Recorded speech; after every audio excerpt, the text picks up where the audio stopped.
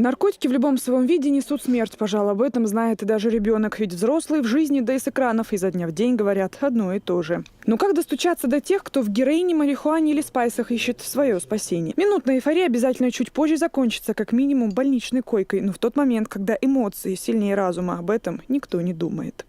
Тот же гашиш или анаша, которые содержат каннабинолы, они являются веществами, которые вызывают галлюцинации. И привыкание к этим веществам, оно довольно значительное. Несмотря на все пересуды о том, что в медицинских, скажем, целях в Голландии там, или где-нибудь в другой стране Западной Европы подобные вещи распространены, и там в случае глаукомы используются, в нашей стране и в нашем обществе, я считаю, это недопустимо.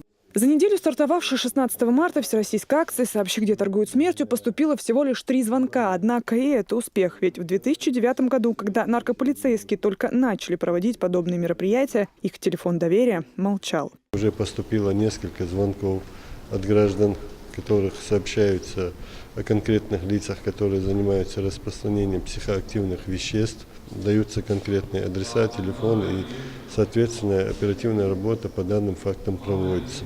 Статистика сегодня свидетельствует о страшной тенденции. По стопам родителей идут и дети. Как говорится, яблоко от яблони падает совсем недалеко. Но чуть в МВД республики сегодня 88 родителей несовершеннолетних детей. 3 из них привлечены за употребление наркотиков, 40 за распитие спиртных напитков.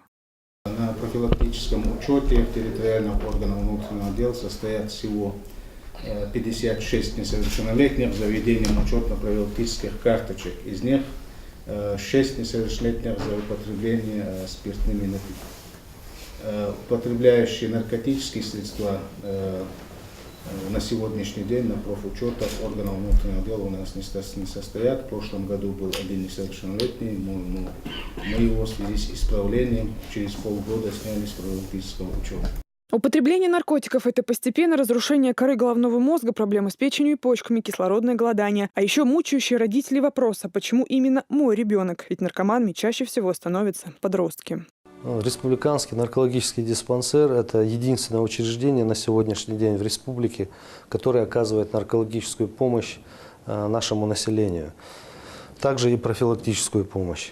Из-за отсутствия реабилитационного процесса, а по данным мировым реабилитация должна проходить от 6 месяцев до 2 лет, больные после детоксикации лечения, когда выходят за стены нашего учреждения, они становятся перед выбором, что им делать дальше. Идти туда-обратно, в ту пропасть, откуда они из которой они только что вернулись, или же встать на нормальный путь. Антинаркотическая политика – это не только ужесточение наказания, но и строительство реабилитационных центров. Полностью вылечиться от зависимости нельзя, считают психологи, но можно научить тому, как построить свою жизнь без спайсов. Левтина Бонадыкова, Муслим Типаев и Зелим Закаев. Новости.